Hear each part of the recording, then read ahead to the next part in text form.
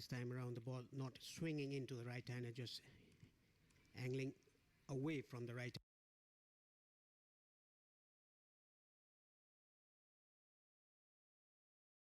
Is Farouk will change his angle. A good change of angle, but great running. I think that should be the template tonight for Nepal. They're a more athletic, a fitter, a stronger, and remember, a fully professional side, whereas Qatar are not. A lot of these cricketers from Qatar will work full-time day jobs and be chasing their dreams on the side.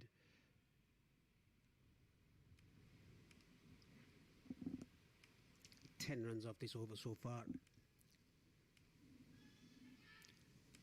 Immediately changes his angle, Amir Farouk. Looks for the Yorker, but steered away. Just be the single. They met 3 times before today in T20I cricket. Qatar actually won the first encounter between these two teams. I was back in 2019, the T20 World Cup Asia region final between Qatar and Nepal. Well, it was a very different Nepal side.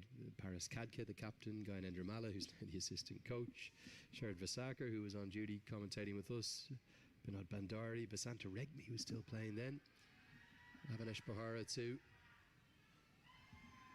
As that one won't pierce the infield. 13 for none. That was a low-scoring encounter in Singapore where Qatar chased down the 123 in the final over. Sandeep Lamachani was in the wickets that day with 3 for, but then the 2 other games, including most famously last year in the ACC Men's Premier Cup, the T20I version of that, Dipender Singh Airi made history, Kushal Malla and Asif Sheikh were in the runs too, and then it was 2 wickets apiece for Raj Banchi, Dipender Singh Airi and Gulshan Jha that restricted Qatar to 30 odd runs beneath the total. And then they also met earlier in the year in April in that quadrangular out in Hong Kong, where Kushal Bertel was a star with 38 off just 19 as Nepal hunted down Qatar's 152 target very comfortably by 8 wickets with 3 overs to spare. Bashar Ahmed was in the runs. He had a very good tournament out there actually. He's probably been the one who's been a bit unlucky to be out of the squad. This one beats the outside edge. What was your talk from the fans back home? How much did they enjoy last night, Paresh? Everyone was saying that they almost had a heart attack. Was that the overriding message from people? Yes, that was. And this time the ball's staying a bit low. The keeper is just adjusting the field, coming up to the stumps. Let's see Mal Lianage, the left-handed opening batter, who'll keep wicket. So the overriding message was that the cardiac kids are back with a bang.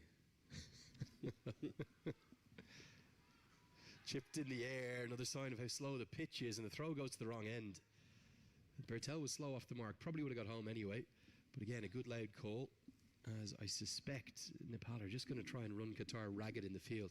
And watch the difference. Remember these moments in the first innings and then see the difference in the second.